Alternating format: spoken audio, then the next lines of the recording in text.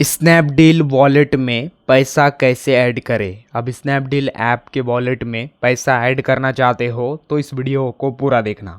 तो आप directly Snapdeal के वॉलेट में पैसा ऐड नहीं कर सकते। अब स्नैपडील ऐप ओपन करेंगे, देन यहाँ पर वॉलेट में चेक करोगे तो यहाँ पर डायरेक्टली आप इसमें पैसा ऐड नहीं कर सकते क्योंकि यहाँ पर ऑप्शन ही अवेलेबल नहीं है।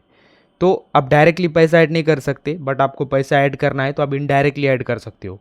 वो कैसे होगा, जिस एग्जांपल के लिए मैंने स्नैपडील से ये प्रोडक्ट ऑर्डर किया एंड ये प्रोडक्ट मैंने कैश ऑन डिलीवरी ऑर्डर किया, ये प्रोडक्ट मेरे पास डिलीवर हो गया। देन मैं प्रोडक्ट को दूसरे दिन रिटर्न करना चाहता हूँ। जिस एग्जांपल के लिए मुझे आज प्रोडक्ट डिलीवर हो गया, देन मुझे ये प्रोडक्ट अच्छा नहीं लगता है, मैं इस प्रोडक्ट को रिटर्न कर पैसा वापस लेना चाहता हूँ। तो जब मैं इस प्रोडक्ट को रिटर्न करूँगा तो मुझे अपना रिफ़ंड अमाउंट किस में लेना है, वहाँ पर ऑप्शंस होते हैं। जैसा आप अपना रिफ़ंड अमाउंट फ़ोनपे में लोगे या बैंक में लोगे तो वहाँ पर आपको रिफ़ंड अमाउंट लेने का ऑप्शन मिलता है। अब रिफ़ंड अमाउंट सेलेक्ट करते टाइम वहाँ पर आपको वॉलेट ऑप्शन शो होता है, यानी रिफ़ंड अमाउंट लेते टाइम आपको स्नैपडील का वॉलेट शो होता है। आप वॉलेट पर क्लिक कर रिफ़ंड करोगे तो आपका जो रिफ़ंड अमाउंट है वो वॉलेट में ऐड होगा।